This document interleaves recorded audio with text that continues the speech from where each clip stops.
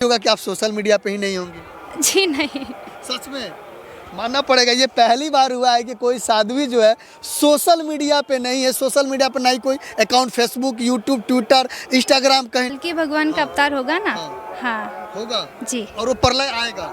जी आएगा। अभी तो कलयुग की शुरुआत है। अब जब ज़्यादा महापाप हो जाता है तो फिर भगवान आते हैं। जैसे हमारे राम जी आए, कृष्ण भगवान आए, ऐसे ही कल की भगवान भी आते हैं। इसलिए कनक प्रिया जी कोई चमत्कार दिखाती हैं या सिर्फ नहीं नहीं नहीं नहीं नहीं, हम तो भगवान के भक्त हैं और हम तो भैया सनातन के हैं, सनातन धर्म में। और ये चमत्कार दिखाना तो कुछ है नहीं। हम तो भगवान की सेवा करते हैं, राधा रानी की सेवा करते हैं, यही हमारा काम है। और इस साल प्रयागराज कुंभ में जो है अमृत की वर्षा हो रही है, आपको उस नजरिए से दिख रहा है कि नहीं? जी बिल्कुल हो रही है अमृत वर्षा, क्योंकि यहाँ सभी देव, मैंने बोला ना कि देवी देवता भी गंगा माँ में और डुबकी लगाने के लिए आते हैं, क्योंकि वो भी लालच रहते हैं कि कभी हम भी जाएंगे और जाकर के डुबकी लगाएंगे। तो ये तो अमृत वर्षा तो है ही जी। लेकिन देखा जाए कहीं ना कहीं इस कुंभ में आप ही सबसे छोटी उम्र की ऐसी साध्वी लग रही है जो कथा वाचन कर रही है। जी, ये तो गंगा माँ की कृपा है।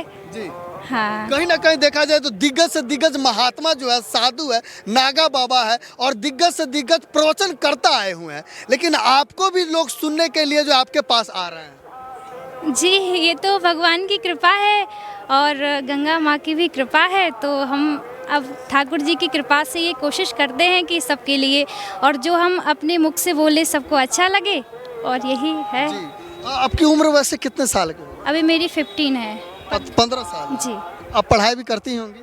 जी, वैसे मैं संस्कृत की पढ़ाई ज़्यादा करती हूँ और वैसे मैं 10th क्लास में भी हूँ। 10th क्लास में आप? जी। मात्र अभी 10वीं कक्षा में है और इतना अच्छा जो है आप भक्ति आराधना करती हैं। जी, ये सब माता पिता की प्रेरणा होती है ना। माता पिता बचपन से ही, और बच्चों को यदि ऐसे ही संस्कार दे तो मुझे लगता है कि हम जैसे ही बन सकते हैं। देख सकते हैं मित्रों, कनक प्रिया जी हैं और मात्र 15 साल इनकी उम्र है और 10वीं कक्षा में पढ़ रही है, लेकिन फिर भी जो है ये लोगों के मन में भक्ति भावना का जो रस है वो पिरो रही हैं। ये बहुत बड़ी बात है। बहुत बड़े बड़े जो है प्रवचन करता है, साधु है, महात्मा गण है जो इस महाकुंभ में आए, लेकिन उसी बीच जो है कनक प्रिया जो है कहीं ना कहीं लोकप्रिय हो रही हैं। लोग आपके पास आते हैं भजन भक्ति सुनने के लिए। किन किन प्रभु के जो है भगवान की आप भजन लीला सुनाती हैं? जी, मैं कृष्ण कथा करती हूँ और राम कथा भी, भागवत भी मतलब, और राम कथा भी। राम कथा और भागवत दोनों? जी जी। राम और कृष्ण दोनों स्वरूप का आप गुणगान करते हैं? जी, जी। राम जी का और कृष्ण जी का भी। जी। आपसे हम जानना चाहेंगे, हम लोग फिलहाल प्रयागराज में हैं। प्रयागराज की जो छठा है इसको कहा जाता है कि इस साल का जो है ये पूर्ण कुंभ है जो लगभग 144 साल के बाद आता है। आपको कैसा दिख रहा है? आपकी नज़र से ये कैसा दिख रहा है? अरे यहाँ तो जो भी आएगा, क्योंकि यहाँ तो सभी देवी देवता आते हैं प्रयागराज कुंभ में, और जब सभी देवी देवता आते हैं तो फिर हम लोग भी आएंगे तो आनंद तो बरसेगा ही।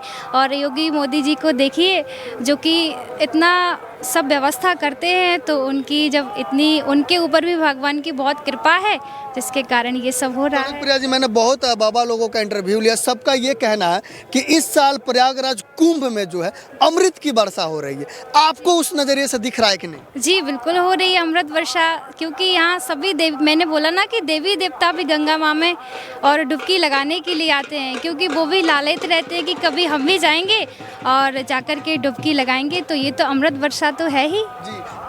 हम जैसे मानवों को तो दिखाई नहीं दे रहा है कि अमृत वर्षा कहाँ हो रहा है, कैसे हो रहा है, उसको कैसे ग्रहण कर रहे हैं। आप बता पाएंगे कि ये जो अमृत की वर्षा हो रही है भक्तगण उसका कैसे रसपान कर सकते हैं या उसका उपयोग कैसे कर सकते हैं? जी, वो तो अनुभव किया जाता है। अब जैसे ठाकुर जी भी है, कई लोग कहते हैं कि भगवान आपको देखते हैं, तो भगवान को देखने के लिए अपने अंदर के और जो चक्षु नेत्र होते हैं उनको खोलना चाहिए, तभी हमको भगवान दिखते हैं।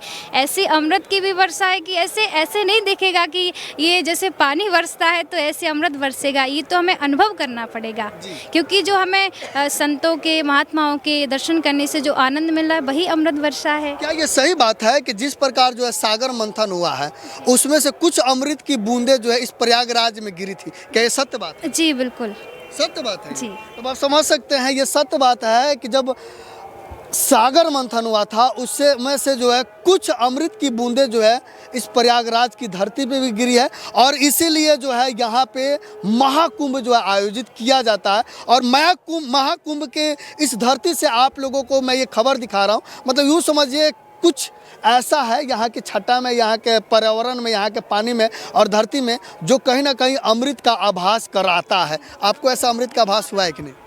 हाँ, हमें हुआ है ना। हुआ है सच में? जी बिल्कुल। हुआ है? हम भी गए थे संगम पर, और जब माँ गंगा, माँ यमुना और माँ सरस्वती तो ऐसा लुप्त हैं, तो जब दर्शन करते हैं तो ऐसा लगता है कि यहीं डूब जाओ, यहीं पर रह जाओ। और हम यही कारण है कि हमें जब भगवान की भक्ति करते हैं तो लगता है कि कहीं ना कहीं तो ठाकुर जी की कृपा है। ठाकुर जी की कृपा है। कनक जी, आपसे जानना चाहेंगे कि आपकी उम्र में बहुत सारे ऐसे बच्चे हैं जो पढ़ाई लिखाई कर रहे हैं, डॉक्टर, इंजीनियर, वैज्ञानिक, अलग अलग सेक्टर में जा रहे हैं। आपने इस भक्ति का मार्ग क्यों चुना? जी, हमने बताया तो क्योंकि ये तो अंदर से ये भाव होता है, ऐसा नहीं कि माता पिता भी कहते, कई लोगों को सिखाते भी है, वो लोग नहीं सीखते हैं। तो ये अपने अंदर से ये प्रेरणा होती है भगवान की कि तुम्हें इस लायक बनना है। क्योंकि हम भी जब व्यासपीठ पर बैठते हैं ना, तो हमारे अंदर कोई ज्ञान नहीं होता है, पर हम एक जिस प्रकार से भगवान बंसी लगाते हैं, तो और बंसी के अंदर जब भगवान फूंक मारते हैं तब वो बंसी बजती है, उसी प्रकार से हम भी व्यासपीठ पर बैठ जाते हैं और हमारे अंदर भगवान फूंक मारते हैं। उसी के कारण हम सब लोगों को ये मतलब कहीं ना कहीं भगवान के द्वारा जो है वो बुद्धि जो है वो ज्ञान क्या प्रवचन करना वो ऊपर से आता रहता है। जी बिल्कुल। वैसे आपसे जानना चाहेंगे, आपने रास के बारे में बताया, कृष्ण के बारे में बताया, ये रासलीला क्या होता है जो कृष्ण ने रचा था कहीं ना कहीं वृंदावन में? जी, आज भी होता है महाराष्ट्र वृंदावन में। कई बार लोगों ने परीक्षण किया है कि आखिरकार ये सब झूठ है, नहीं होता है। पर निधिवन में आप आज भी जाकर के देखेंगे तो वहाँ कोई पशु पक्षी ना, कोई जीव जंतु, जो वहाँ के बंदर भी हैं दिन भर घूमते हैं, पर जैसी रात्रि होती है तो रात्रि में वहाँ कोई नहीं जा सकता है। आज भी कई लोगों को और ऐसा अनुभव होता है कि घुंघरुओं की आवाज़ सुनाई देती है, और जो लोग छुप जाते हैं वहाँ, तो कई लोग तो चले ही जाते हैं ठाकुर जी के पास, और कई लोग या तो पागल हो जाते हैं, मतलब कुछ करने लायक नहीं हो जाता है। जी। आपसे हम जानना चाहेंगे कि जिस प्रकार प्रेम की परिभाषा दी जाती है, बहुत सारे लोग कहते हैं कि राधा और कृष्ण का प्रेम जो है वो अमर है, कुछ लोग कहते हैं महादेव और शिव का प्रेम अमर है, कुछ लोग राम और सीता की बात करते हैं। कौन सा प्रेम जो है वो अमर है या पवित्र है?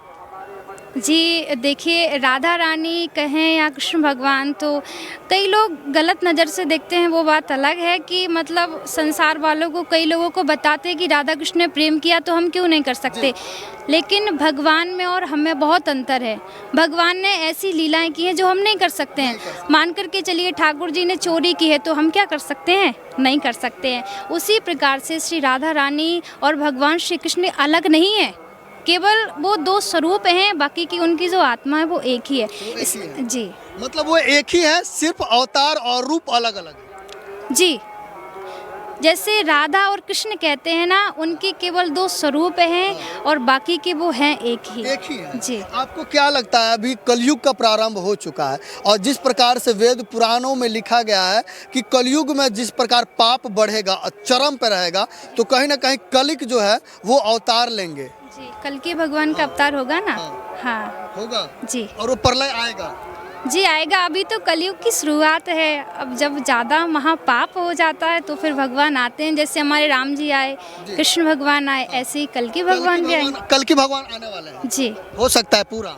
जी, कल के भगवान आएंगे, वो तो अवश्य, क्योंकि बहुत सारे लोग कहते हैं कि कल की भगवान के इंतजार में जो है बहुत सारे ऐसे संत महात्मा ऋषि जी, जैसे खुद हनुमान जी इंतजार कर रहे हैं, अश्वत्थामा इंतजार कर रहे हैं, द्रोणाचार्य इंतजार कर रहे हैं। जी हैं, आज भी वो हैं जो, क्योंकि ये तो रामचरितमानस में भी लिखा है कि जब भगवान श्री राम स्वधाम जाने लगे तो हनुमान जी से कहते हैं कि आप भी चलिए। तो हनुमान जी ने कहा कि नहीं नहीं प्रभु, हम नहीं जाएंगे। तो भगवान बोले क्यों?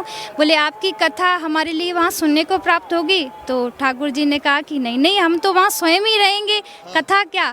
तो श्री हनुमान जी ने कहा था कि नहीं नहीं, हम तो यहीं पर रह करके और आपकी कथाओं को सुनेंगे। तो आज भी कहते हैं कि जहाँ जहाँ कथा होती है तो वहाँ वहाँ आज भी श्री हनुमान जी महाराज आते हैं और कथा को सुनते हैं। हनुमान जी स्वयं आते हैं।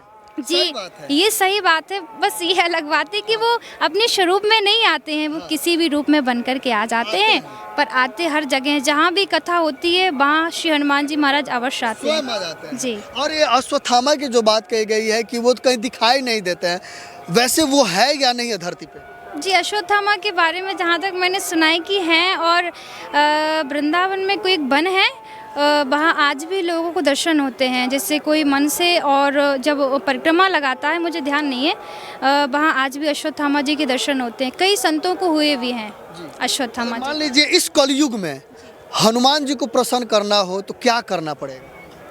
जी हाँ, कि आजकल ज़्यादातर लोग हनुमान जी के बहुत ज़्यादा पूजा कराते हैं, हनुमान चालीसा करते हैं, आराधना कराते हैं, भक्ति ज़्यादा होती है। उचित भक्ति कौन सी है?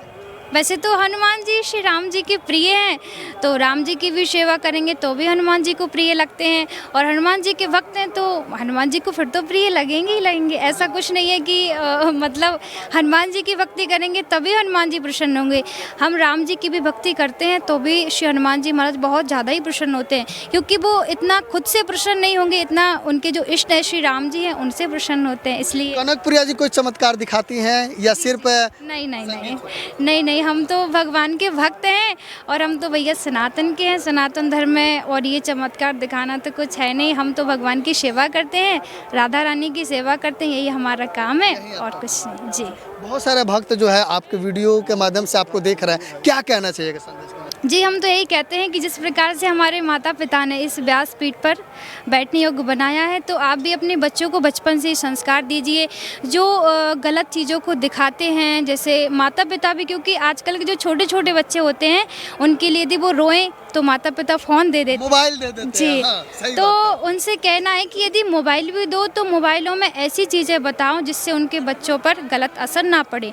अच्छी अच्छी चीज़ें दिखाओ, जैसे ठाकुर जी की भगवान की लीलाएं हैं, और यदि वो गाने सुने तो बॉलीवुड गाने नहीं, फिल्मी गाने नहीं, उनके लिए भगवान के गाने सुनाओ, जिससे हमारी जो आगे की पीढ़ियाँ हैं वो अच्छे से चले। उनके बारे में क्या कहना चाहिए जो सोशल मीडिया पर गलत तरीके से वीडियो बनाते हैं?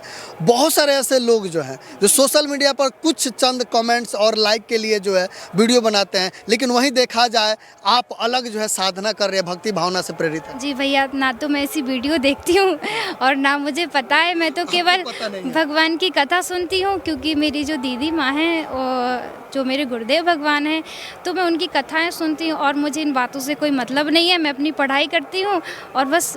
मतलब कहीं नहीं कि आपको उस बारे में जानकारी ही नहीं है, अनभिज्ञ।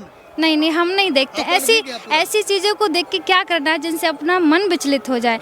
हमें जीवन में ऐसा कार्य करना है जिससे हमारा भी नाम हो, माता पिता का भी नाम हो, गुरुदेव भगवान का नाम हो, और देश का नाम इसका हो। मतलब ये भी होगा कि आप सोशल मीडिया पे ही नहीं होंगे? जी नहीं।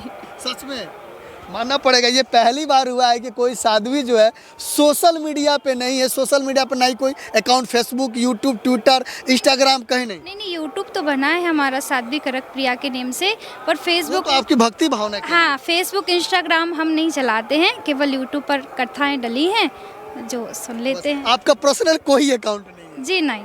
बात मानना पड़ेगा, पहली बार ऐसा हुआ है कि कोई साध्वी या कोई ऐसी लड़की जो है वो सोशल मीडिया पे ना हो। इससे आपको सीख लेनी चाहिए। वीडियो के माध्यम से बहुत सारे ऐसे लड़कियां और लड़के वीडियो को देख रहे हैं, आप कुछ सीख सकती हैं इनसे कि जिस प्रकार से ये जो है आप लोगों के लिए भक्ति भावना और भक्ति रस का प्रदान कर रही हैं, लेकिन वहीं देखा जाए पढ़ाई लिखाई के साथ भी लोगों को जो है भक्ति सिखा रही हैं, लेकिन वहीं जो है कहीं ना कहीं आप लोग गलत मार्ग पे चल जाते हैं, गलत चीज़ें करते हैं, तो ये नहीं होना चाहिए। बाकी इस वीडियो को जितने भी भाई हमारे देख रहे हैं, वीडियो को ज़्यादा से ज़्यादा शेयर कीजिए, और कनक प्रिया ने जो बातें कही आपको कितना अच्छा लगा कमेंट करके अपना राय जरूर दीजिए। मैं सुनील कविराज और आप देख रहे हैं इंडियन टाइम्स न्यूज।